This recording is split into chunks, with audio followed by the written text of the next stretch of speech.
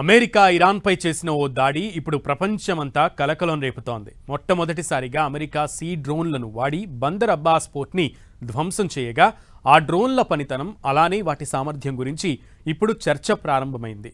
ఈ ఒక్క దాడితోనే రాబోయే రోజుల్లో సముద్రంపై యుద్ధాలు జరిగే తీరునే మార్చేసేలా ఉందని అంచనాలు ఏర్పడుతున్నాయి.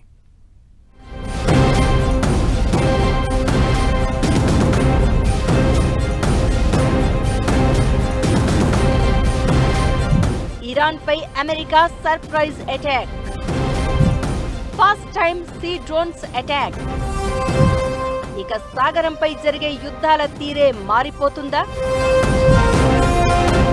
హర్ముజ్ జలసంధి సమీపంలోని ఇరాన్ వ్యూహాత్మక బందర్ అబ్బాస్ ఓడరేవులోని సబ్ మెరైన్ యుద్ధ నౌకల మరమ్మతుల కేంద్రాన్ని అమెరికా సముద్ర డ్రోన్లతో ధ్వంసం చేసింది.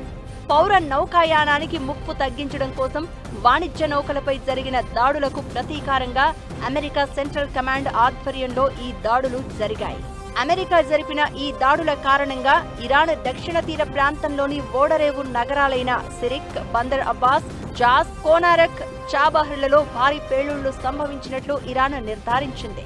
బందర్ అబ్బాస్ లో వాయు రక్షణ వ్యవస్థలను క్రియాశీలం చేయగా చాబహర్లోని విద్యుత్ లైన్లు దెబ్బతిన్నాయి.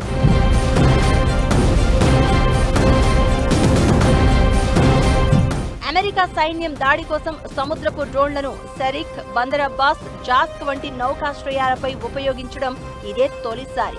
సబ్మెరైన్లు, చిన్న యుద్ధ నౌకలు, తీర ప్రాంత రాడార్లు, మిసైల్ ఇన్ఫ్రా ఫెసిలిటీలను ఈ డ్రోన్ అటాక్ చేయగలదు.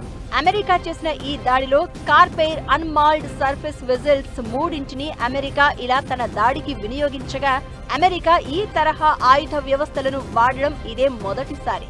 అమెరికా రూపొందించిన ఈ వెపన్ 1800 కిలోమీటర్ల రేంజ్లో గంటకు 65 కిలోమీటర్ల వేగంతో జర్నీ చేయగలదు. 450 కేజీల పేలోడ్ దీని సామర్థ్యం కాగా అసలు దీన్ని రూపొందించినది సారోనిక్ టెక్నాలజీస్ అనే కంపెనీ.